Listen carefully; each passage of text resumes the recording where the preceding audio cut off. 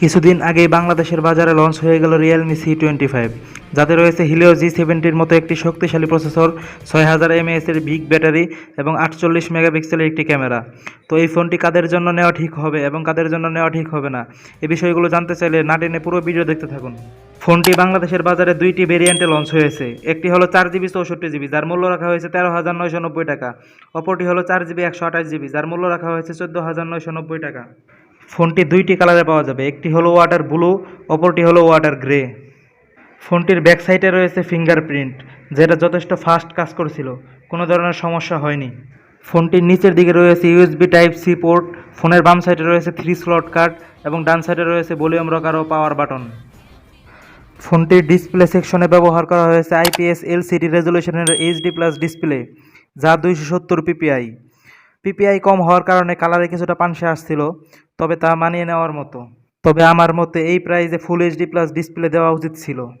Camera section নিয়ে কথা বলতে গেলে পিছন সাইডে রয়েছে 48 মেগাপিক্সেলের একটি দুর্দান্ত ক্যামেরা, যা দিয়ে অনেক ভালো ছবি তুলতে পারবেন।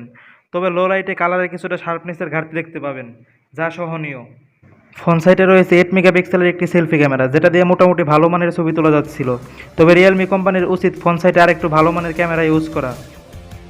এই ফোনটির প্রসেসর সেকশনে রয়েছে হিলিও G70 12 ন্যানোমিটার একটি অক্টাকোর গেমিং প্রসেসর, যেটা দিয়ে আপনি free fire, PUBG, call of duty যে কোনো ধরনের গেম আরামসে খেলতে পারবেন, কোনো ধরনের লেগ পাবেন না। আমি এই ফোনটি দিয়ে প্রায় 2 ঘন্টার উপরে ফ্রি ফায়ার খেলেছি, কোনো ধরনের লেগের দেখা পাইনি। আপনি চাইলে এই ফোনটি দিয়ে যে কোনো ধরনের গেম খেলতে পারবেন। এই ফোনের ব্যাটারি সেকশনে রাখা হয়েছে 6000 mAh-এর একটি বিশাল দানব ব্যাটারি, যেটা দিয়ে আপনি 2 দিন অনায়াসে চালিয়ে নিয়ে যেতে পারবেন, কোনো ধরনের সমস্যা হবে না।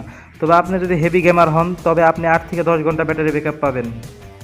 ফোনটির চার্জার হিসাবে বক্সেই পেয়ে যাবেন 18 ওয়াটের একটি ফাস্ট চার্জার, যেটা দিয়ে আপনার ফোনকে ফুল চার্জ করতে সময় লেগে যাবে 2 থেকে 2.5 ঘন্টার উপরে। তো আমি বলবো, যারা মোটামুটি গেম খেলতে পছন্দ করেন, ভালো একটি ক্যামেরা চান এবং 6000 mAh-এর একটি বড় ব্যাটারি চান, তাদের জন্য এই ফোনটি হতে পারে একটি বেস্ট চয়েস।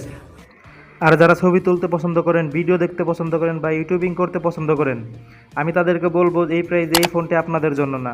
এই প্রাইসে আপনাদের জন্য আরও অনেক ভালো ফোন রয়েছে, আপনারা অবশ্যই সেগুলো দেখুন। ভিডিওটি যদি ভালো লাগে তবে অবশ্যই আমাদের চ্যানেলকে সাবস্ক্রাইব করবেন, এই ভিডিওটিতে একটি লাইক করবেন, কমেন্ট করবেন এবং এই ভিডিওটি আপনার বন্ধুদের মাঝে শেয়ার করবেন।